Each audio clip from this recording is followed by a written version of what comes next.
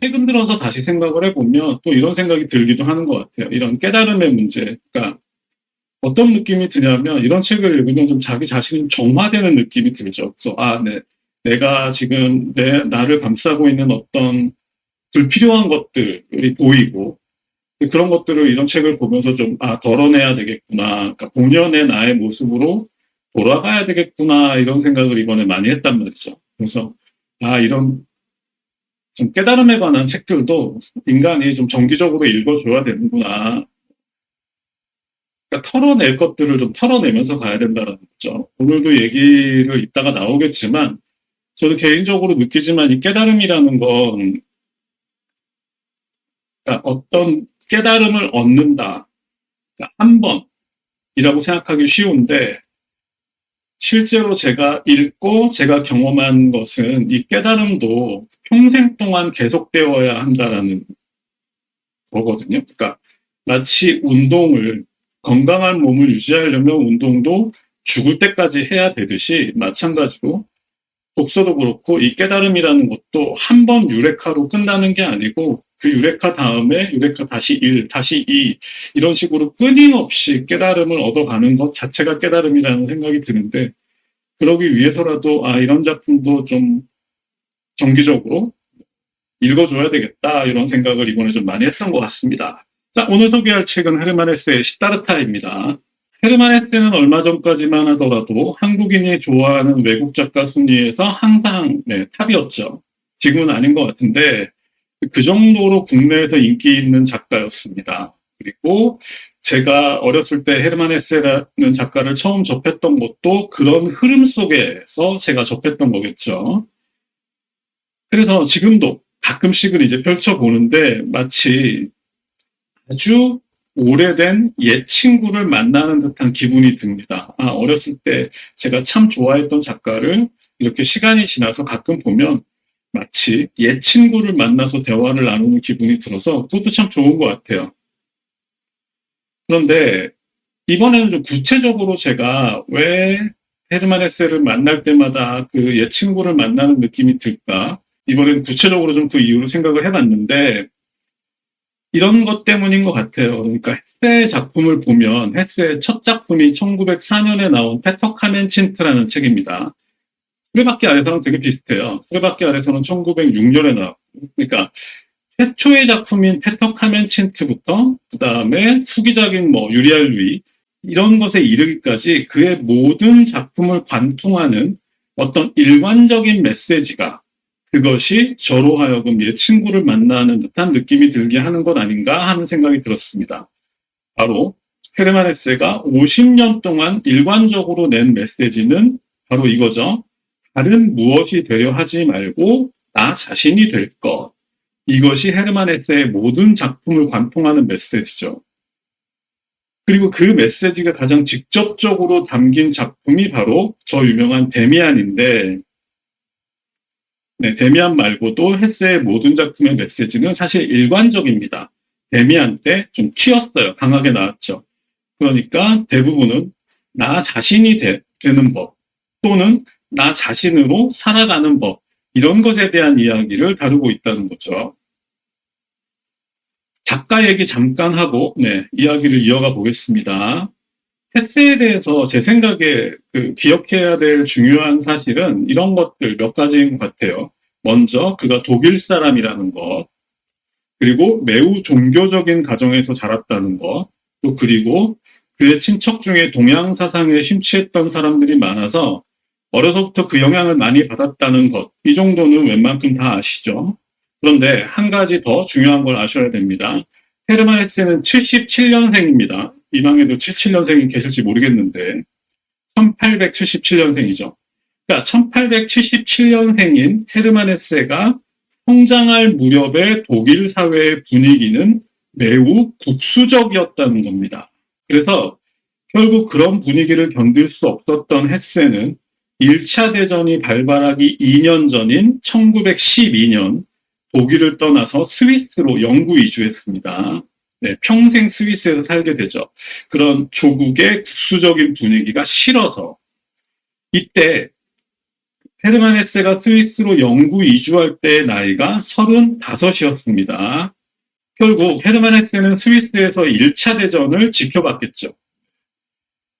1차 대전 당시 유럽의 젊은이들이 무려 1,000만 명 넘게 사망했습니다. 그 모습을 헤세는 스위스에서 무기력하게 지켜보고 있었습니다. 헤르만 헤세나 토마스 만 같은 작가들의 눈에 비친 전쟁은 이런 모습이었습니다. 어른들은 안전한 술집에서 술에 취해서 애국을 외치고 있었고, 젊은이들은 그 대가로 전장에서 참혹하게 죽어나가는 것이었습니다. 이것이 헤세나 토마스만의 눈에 비친 전쟁이었습니다. 그래서 이런 헤세의 분노가 가장 제대로 표현된 작품이 바로 1919년, 이 해가 중요합니다.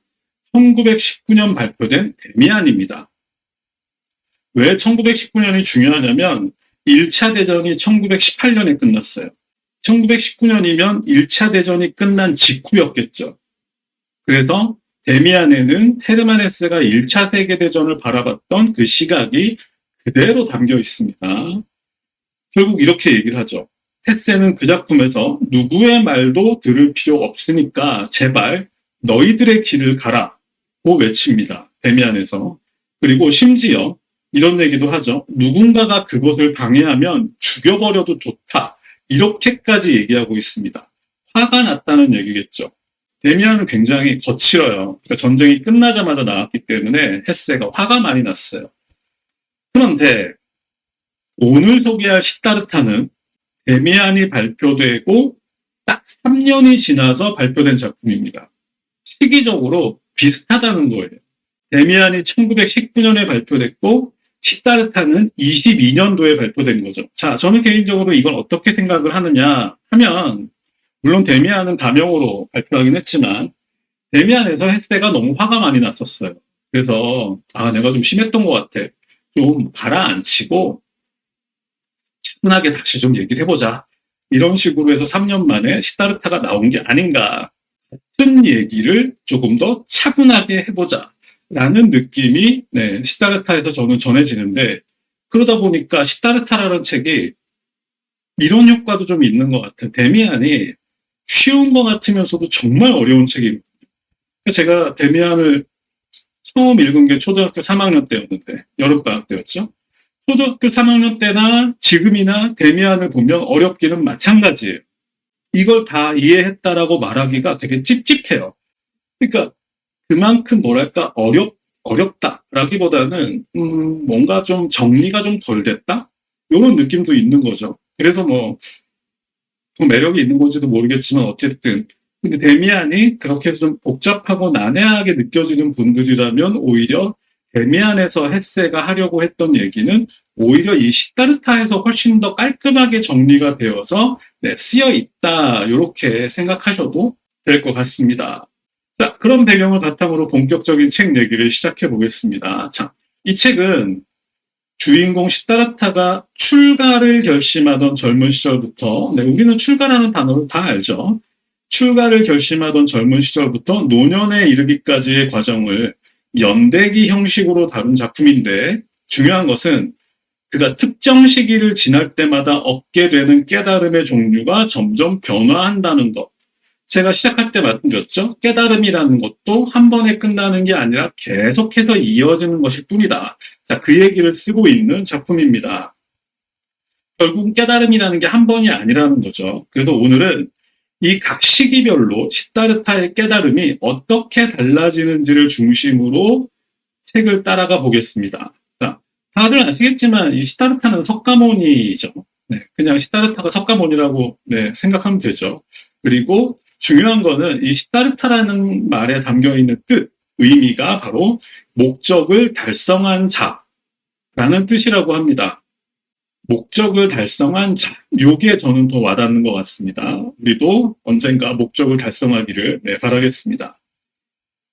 그래서 결국은 이 시타르타는 책의 끝에 가면은 목적을 달성하시게 되겠죠. 미루어 짐작할 수 있겠죠. 그리고 그것을 헤세는 아주 멋있게 목적을 달성했다. 그러니까 시다르타가 목적을 달성한 것을 이렇게 비유하고 있습니다. 그는 드디어 끝에 가서 강물의 노랫소리를 듣는 법을 배우게 되었다. 강물의 목소리를 듣는 법을 배우게 되었다. 이것을 목적을 달성했다라고 비유하고 있습니다. 여기까지 한번 천천히 오늘 가보겠습니다. 고타마 시타르타죠. 시타르타는 기원전 560년경에 태어났습니다. 실제로 실존했던 인물이죠. 기원전 560년경에 인도의 브라만의 아들로 태어났습니다. 브라만 다 아시죠? 인도 카스트 중에서 최고 계급이죠. 이 시타르타는 건장하고 잘생겼고, 그 다음에 태도는 여유로웠고, 그 다음에 예의범절은 자연스러웠다고 합니다. 게다가 어려서부터 드높은 정신세계까지 다 갖추고 있어서 좀 짜증이 나려고 하는데 어쨌든 모든 걸 다 갖고 있었다는 거죠. 그래서 단 한 사람을 제외한 모든 사람으로부터 사랑을 받았다고 합니다. 한 명을 빼고 모든 이에게 사랑을 받았다는 거죠. 자, 그럼 그 한 명은 누구겠습니까? 자기 자신이었겠죠. 아무리 많은 칭찬과 찬사를 받아도 자기 내부에 있는 텅 빈 그릇은 채워지지 않았다는 겁니다. 그래서 그는 결국 자신을 완전하게 채워줄 어떤 깨달음을 찾아서 집을 나서기로 결심합니다. 완벽한 소년이 있었고 모두가 그 소년을 칭찬했지만 스스로 만족하지 못했다. 사실은 제가 아까 농담삼아 얘기했지만 여기까지는 남대기처럼 들리죠. 어쨌든 그가 그래서 집을 나서서 최초로 함께한 대상은 여긴 사문이라는 말이 나오는데 떠돌이 수도승 무리에 합류합니다. 그러니까 이들은 여기저기를 떠돌아다니면서 고행이나 명상을 하고 그것을 통해서 깨달음을 얻으려는 그 집단을 말하는 건데, 그래서 시다르타 또한 이들과 함께 하루에 한 끼만 먹고 또 막 며칠씩 또 몇십일씩 또 단식을 하면서 그렇게 그 깨달음을 얻기 위한 수행을 시작하는 거죠. 이 시기에 시다르타는 이런 생각을 했습니다. 고행과 명상을 통해서 거짓된 가면을 모두 벗어버리고 싶었어요. 여기서 시다르타가 말하는 거짓된 가면이라는 것은, 그러니까 우리가 평소에 행하는 모든 가식적인 행동들 있잖아요. 아름다운 아침이에요, 굿모닝 이런 것들, 이런 모든 가식적인 그 가면들을 다 벗어버리고 마침내 자기 자신마저도 초월해서 그야말로 자유로운 존재가 되기를 추구했습니다. 이 시기에 시다르타는. 이해가 되시죠? 어떤 고행을 통해서 스스로의 어떤 해탈을 추구했다는 거죠. 그런데 그가 자아를 초월했다고 느낄 때마다 그런 순간들이 있었던 거죠. 명상이나 고행을 할 때마다 내가 드디어 자아를 초월했구나 라는 생각이 들 때가 있었는데, 그럴 때마다 바로 다음 순간에 어김없이 본래 자기 자신으로 돌아와 있음을 느끼고 절망하게 되었습니다. 여러분들도 그런 경험이 있으실 거예요. 내가 이제부터는 진짜 대단한 사람이, 그러니까 내가 원하는 사람이 되었구나. 나 내일부터는 정말 잘해나갈 수 있을 것 같아. 라고 생각했는데 다음날 다시 똑같은 원래 자기 자신으로 돌아오는 그런 경험들을 말하는 거겠죠. 그래서 결국 시다르타는 여기서 어떤 깨달음을 얻습니다. 어떤 깨달음이냐면, 자신이 얻고자 하는 궁극적인 깨달음을 방해하는 핵심 요소가 바로 그것을 하려고 하는 자기 자신의 의지였다. 그러니까 내가 궁극적인 깨달음의 경지에 오르지 못하게 하는 가장 큰 방해 요소는 바로 궁극적인 깨달음을 얻고자 하는 나의 의지였다. 이 문장을 이해하시는 게 중요합니다. 이 정도는 이해되시죠? 그러니까 결국은 우리도 그렇게 하잖아요. 내가 어느 수준까지 올라가겠어. 그건 바로 내 의지인 거죠. 그러니까 시다르타도 처음에는 자신의 의지를 통해서 단식을 하고 고행을 하는 것은 의지의 발현이죠. 의지를 통해서 깨달음을 얻고자 했는데 사실은 그 깨달음을 얻는데 가장 방해가 되는 것이야말로 자기 자신의 의지였다. 왜냐하면 무엇이 되겠다는 의지야말로 자신이 버리고자 했던 욕망의 다른 이름이었기 때문입니다.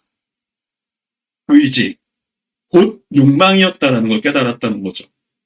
내가 무엇이 되고자 하는 그 의지야말로 내가 그것이 되는 걸 방해하는 가장 큰 요인이었다는 걸 깨닫게 됩니다. 자, 두 번째 가르침은 이렇게 나갑니다. 이때 시다르타는 고타마라는 이름의 성인에 관한 소식을 듣게 됩니다. 석가모니의 정식 이름은 고타마 시다르타였는데 헤르만 헤세는 여기서 고타마와 시다르타를 구분해서 사용하고 있습니다. 분리해서 사용하고 있고요. 그래서 이 고타마는 좀 어른으로 나옵니다. 깨달음을 얻은 자로 나오는데 시다르타의 눈에 비친 이 고타마는 그야말로 완전하게 깨달음을 얻은 사람이었습니다. 그리고 시다르타 또한 그런 고타마의 가르침에 귀를 기울이고 집중하게 됩니다. 깨달음을 얻은 자의 가르침에 귀를 기울이게 된다는 거죠. 그런데 그 가르침을 듣다 보니까 이런 고타마의 가르침 또한 한계가 있는 것이었습니다. 왜냐하면 배운다는 것은, 누군가에게서 배운다는 것은 그것을 통해서 진정한 깨달음의 경지로 나아가기 위해서 배우는 것이잖아요. 그런데 이 깨달음이라는 건 누구한테 배워서 얻는 게 아니라는 거죠. 그러니까 깨달음이라는 건 누구한테 배워서 얻는 게 아니라 스스로의 노력으로 찾아내야 하는 것인데, 아무리 좋은 얘기를 듣는다 하더라도 그것은 결국 상대방, 깨달음을 얻은 다른 사람의 어떤 가르침의 틀 속에 갇힐 수밖에 없다라는 걸 깨달았다는 거죠. 그래서 결국 고타마의 제자로 남는다는 것은 깨달음의 경지에 도달하는 것이 아니라 나 고타마의 제자야, 이걸로 그냥 남을 뿐이라는 것을 깨닫게 됐다는 거죠. 이게 두 번째 깨달음입니다. 결국 첫 번째 것과 두 번째 것, 지금까지 시다르타가 추구해왔던 모든 노력은 이런 거였습니다. 그러니까 자기 내면으로 더 깊이 들어가는 것이 아니라 결국은 지금까지 계속해서 밖에서만 정답을 찾고 있었다라는 거죠. 누군가한테 배운다는 것도 그렇고 고행이나 수행을 통해서 또 마찬가지인데 둘 다 외부에서 정답을 찾고 있었다라는 거죠. 그래서 곰곰이 생각을 해보니까 왜 나는 내 내면이 아니라 내 외부에서 정답을 찾고 있었지라고 생각을 해보니 그 이유는 여러분들 다 이해하실 수 있는 이유입니다. 진짜 자기 자신을 만나는 것이 두려웠기 때문에, 그래서 계속 자기 자신으로부터 도망치고 있었던 거죠. 자, 이것을 상징하는 제가 좋아하는 그런 그 문구가 있습니다. 그러니까 이런 건데, 인간이 똑바로 쳐다볼 수 없는 게 두 가지가 있다. 하나는 태양이고 하나는 자기 자신이다. 이런 문구가 있습니다. 어떤 거냐면 우리가 태양을 똑바로 쳐다볼 수 없죠. 그러니까 막 되게 눈을 찡그리고 뭘로 이렇게 손으로 가리면서 얼핏얼핏 봐야 되는 거잖아요. 태양을 똑바로 쳐다볼 수 있는 인간은 없어요. 그렇죠? 그런 것처럼 자기 자신 또한 똑바로 쳐다볼 수 있는 인간이 없다라는 거예요. 그것처럼 시다르타 또한 자기 내면으로 들어가지 못했다라는 거죠. 왜냐하면 진짜 자기 자신을 만나는 게 두려웠기 때문에. 그래서 계속 자기 자신으로부터 도망치면서 밖에서만 정답을, 해답을 찾고 있었다라는 것을 깨닫게 되었다라는 거죠. 이제 슬슬 이 지점쯤 되면은 우리 얘기처럼 들리기 시작합니다. 처음에는 완전히 남의 얘기로 시작했는데 이 책이 재밌는 게 그거예요. 점점 내 얘기가 되어가는 그런 구도로 쓰여 있습니다. 그래서 결국 시다르타는 자신이 지금까지 모른 척 무시해왔던 실제 삶, 있는 그대로의 삶을 그대로 한번 체험해 보기로 결심합니다. 자기가 지금까지, 그러니까 예를 들어서 평범한 사람들이 막 술 마시고 뭐 취하고 떠들고 뭐 노름하고 그다음에 뭐 여자들 만나고 이런 것들 자기가 지금까지 모른 척하고 무시해 왔었는데 이런 세계로 내가 들어가야겠구나라고 결심하고, 그러니까 이 세 번째 깨달음은 그런 거죠. 결국 세상을 있는 그대로 경험해야 되겠구나 하는 생각을 하고 드디어 이제 마을로 들어가게 됩니다. 그래서 그곳에서 카밀라라는 이름의 매춘부를 찾아가요. 매춘부를 찾아가서 내가 당신에게 사랑을 배우고 싶습니다. 이렇게 얘기를 해요. 그러니까 카밀라가 이렇게 얘기를 하죠. 좋은데 나를 만나려면 돈도 많아야 되고 옷도 멋있게 입어야 돼. 너는 지금 근데 너무 없어 보여. 그래서 이제 카밀라가 시다르타한테 어떤 돈 많은 상인을 소개시켜줘요. 그래서 시다르타가 그 상인 밑으로 들어가서 일을 하면서 그 상인을 도와서 아주 많은 돈을 벌게 됩니다. 그러면서 그러는 와중에도 이제 하루에 한 번씩은 카밀라를 찾아서 사랑을 나누는 생활을 시작하게 됩니다. 그런데 처음에는 이것이 그냥 시타르타에게서는 어떤 유희 같은 거였어요. 네. 뭐, 그게 대단한 건 아니고 한번 나도 그걸 경험해보자 하는 느낌의 유희 같은 거였는데, 그런데 시간이 지날수록 자신도 모르게 그 생활에 물들어 버립니다. 결국 다른 평범한 사람들처럼 쾌락과 욕망, 나태함과 탐욕의 세계에 빠져버리게 됩니다. 왠지 어른이 된 우리의 모습을 보는 것 같죠? 처음에는 장난처럼 시작했지만 어느 순간 그것에 빠져서 헤어나오지 못하는 우리의 모습을 보는 것 같습니다.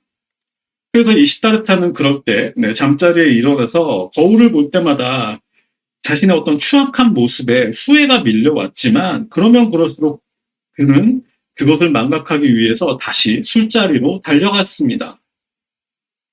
이쯤 되면 이제 남의 얘기가 아니죠. 네, 내 얘기구나 하게 되는 거죠.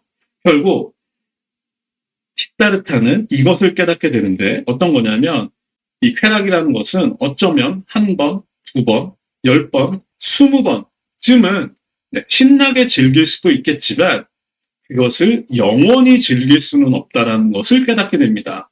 그 어떤 쾌락도 영원히 지속되는 쾌락은 없죠. 여러분들도 잘 아시죠? 그런 것처럼 시타르타도 영원히 지속되는 쾌락이라는 것은 없다라는 것을 깨닫고 마침내 카밀라를 떠나기로 결심합니다. 그런데 카밀라 옆에 되게 오래 있었어요. 그래서 이제는 시타르타의 머리에도 흰머리가 나는 그런 나이 든 사람이 되었습니다. 자, 이제 나이가 든 시타르타는 강에서 뱃사공으로 일하게 됩니다. 사람들을 뗏목으로 강 건너편으로 건네주는 그런 일을 하면서 일을 하지 않을 때는 강물을 바라보는 그런 시간이었겠죠. 그렇게 지내고 있을 무렵에 그렇게 한 10년이 지났습니다. 그렇게 뱃사공으로 일하고 있을 무렵에 그는 우연히 자신의 아들을 만나게 됩니다. 그 사연은 이런 거였어요. 자신이 카밀라를 떠날 때 아들이 생겼던 거예요. 그런데 그 아들이 벌써 11살이 된 거죠. 그래서 카밀라가 아들과 함께 여행을 하다가 시타르타가 있는 그런 강가에 이르렀는데 마침 카밀라가 그때 독사에 물려서 시타르타의 품에서 죽게 되고 아들이 시타르타에게 남겨진 거죠. 자, 시타르타는 11년 만에 처음으로 아들을 만났으니까 얼마나 반가웠겠습니까? 그래서 처음으로 아들을 만난 시타르타는 당연히 아들을 위해서 자신이 할 수 있는 모든 것을 하기로 결심합니다. 하지만 근데 시타르타는 가난했기 때문에 당연히 아들에게 화려한 생활을 선물해 줄 수는 없었어요. 그래도 먹을 수 있는 것 중에서 아들에게 가장 좋은 것을 주고 그리고 아들을 혼내고 훈육하기보다는 아들의 모든 것을 있는 그대로 받아들이고 인내합니다. 그러다 보면 언젠가는 아들도 아버지의 사랑을 인정하게 될 거라고 생각했습니다. 그런데 이 아들은 지금까지 부잣집에서 안락하게 생활을 했잖아요. 근데 그런 아들 입장에서는 이 아버지가 사는 이 가난한 환경이 너무 마음에 안 드는 거예요. 그러니까 아버지의 어떤 그런 좋은 말이나 그런 아름다운 태도들이 아들에게는 전부 다 반항의 요소밖에 안 됐던 거죠. 그래서 아들은 계속해서 아버지를 거부합니다. 자, 이 상황에서 헤세는 이런 질문을 던집니다. 자, 이 두 부자가 있는데 아버지는 시타르타고 아들은 소년 시타르타죠. 이 두 부자가 있는데 누가 잘못이냐? 여러분들 어떻게 생각하십니까? 아버지의 말을 듣지 않은 아들이 문제일까요? 아니면 아버지가 문제일까요? 헤세는 당연히 아버지가 문제라고 얘기를 하고 있습니다. 자, 이런 거예요. 이 시타르타는 아들을 그가 익숙했던 환경으로 돌려보내야 한다라고 생각은 해요. 그런데 미련 때문에, 집착 때문에 그 아들을 돌려보내는 결심을 하지 못하고 계속 품에 안고만 있으려고 하는 거죠. 자, 이쯤 되면 이제 사건이 심각해지기 시작하죠. 자, 그런데 어느 날 갑자기 아들이 도망쳐버립니다. 생각해보면 시타르타도 집을 어린 나이에 떠났었어요. 그래서 결국은 이런 거죠. 아들이 시타르타에게서 도망쳤다라는 얘기는 결국 아들도 자신의 운명을 살기 위해서 떠난 것일 뿐이라는 거죠. 결국 아들 또한 시타르타처럼 그 모든 것을 자신이 직접 경험할 수밖에 없다라는 겁니다. 그 어느 것도 부모가 대신해 줄 수는 없다는 거죠. 자, 이 지점에서 마지막 깨달음이 나옵니다. 바로 강물의 노래. 이 아들의 행동을 통해서 결국 시다르타는 마지막 깨달음을 얻게 됩니다. 그것은 이 세상에 존재하는 모든 인간들에게는 자신이 그랬던 것처럼, 자기 아들이 그랬던 것처럼 모든 인간들에게는 자기만의 운명이 있다는 것입니다. 그러니까 시다르타 자신만 특별한 운명을 갖고 태어난 것이 아니라 모든 사람이 다 마찬가지라는 거죠.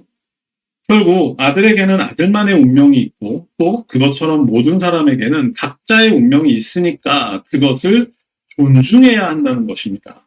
그리고 심지어 이 세상은 이렇게 각자의 운명을 지닌 사람들이 뒤섞여 살아가는 곳이라는 거죠. 마치 강물처럼. 그 순간 우리 귀에도 들리기 시작하죠. 그 순간 시다르타의 귀에는 강의 목소리가 들리기 시작합니다. 이런 거였죠. 자신을 포함한 모든 사람들이 어울려서 하나의 거대한 강물이 되어서 각자의 목표를 향해 흘러가고 그리고 그 여정이 끝나는 지점에서 강물은 다시 수증기가 되어서 하늘로 올라갔다가 비가 되어서 모든 것이 다시 시작되는 이 순환의 고리를 그때 시다르타는 깨닫게 됩니다. 그리고 시다르타가 강물의 목소리를 듣기 시작한 그 순간 그에게는 강물의 목소리처럼 이 세상에 존재하는 모든 사람들의 목소리가 들리기 시작했습니다. 거기에는 분노의 외침과 깨달음의 웃음, 그리고 죽어가는 자의 신음소리가 한데 뒤섞여 있었다고 합니다. 결국 모든 고통, 모든 쾌락, 모든 선과 악의 소리들은 하나로 합쳐지면서 그런 것들이 한데 모여 있는 것이 바로 이 세상이다 라는 진실을 말해주고 있었다고 합니다. 결국 시다르타가 깨달은 것은 진정으로 나를 사랑하기 위해서는 그러니까 내가 닮고 싶고 내가 되고 싶어하는 어떤 거대한 존재와 나를 비교해서 나의 부족한 점을 찾아내는 것이 아니라 있는 그대로의 내 모습을 있는 그대로 그저 받아들이는 것이다. 누구나 잘하는 것도 있지만 부족한 점도 많죠. 그런데 그게 바로 나라는 거. 마찬가지로 타인들도 마찬가지라는 거죠. 타인도 내가 그들에게 원하는 모습을 강요하지 말고 그러니까 그들이 내가 원하는 것을 들어주지 못했을 때 그들을 비난하는 방식이 아니라 그들 또한 나처럼 잘하는 게 있고 못하는 게 있다라는, 그러니까 그들 또한 나처럼 완성되지 않은 존재라는 것을 깨닫고 그것을 있는 그대로 받아들일 수 있을 때 비로소 세상이라는 강물이 완성될 수 있다는 것입니다. 결국 비유적으로 얘기하면 우리는 평소 나는 강물의 목소리가 들리지 않아 라고 투덜대지만 그것을 막고 있는 것은 바로 내 목소리라는 거죠. 내가 너무 떠들고 있어서 내가 밖에서 들려오는 목소리를 들을 여유가 없기 때문에 나에게는 밖의 목소리가 들리지 않는다는 거죠. 강물의 목소리, 세상의 목소리. 하지만 내 목소리를 자제했을 때 비로소 우리는 바깥의 목소리를 들을 수 있다라는 것이고 이것이 시다르타의 마지막 깨달음인데, 자, 시다르타의 깨달음의 과정을 다시 한번 살펴보겠습니다. 고결한 영혼을 지닌 채 태어난 시다르타는 처음에는 깨달음의 높은 경지에 도달하겠다는 목표, 다시 말해서 다른 평범한 사람들과 자신을 분리하는 방식을 통해서 깨달음을 얻으려고 했었죠. 그리고 그 다음에는 누군가의 가르침을 통해서 얻으려고 했지만 둘 다 아니라는 것을 깨닫고 그리고 마을로 들어가서 다른 사람들과 함께 세상을 경험했습니다.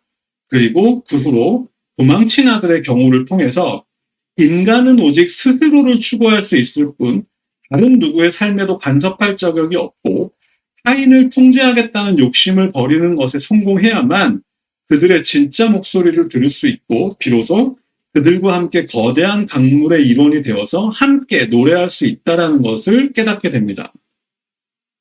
그리고 마지막으로 이 모든 깨달음은 그 모든 과정을 직접 경험한 사람들에게만 주어진다. 누군가 대신해 줄 수도 없고 또 다른 사람에게 배울 수도 없다는 것을 말하고 있습니다.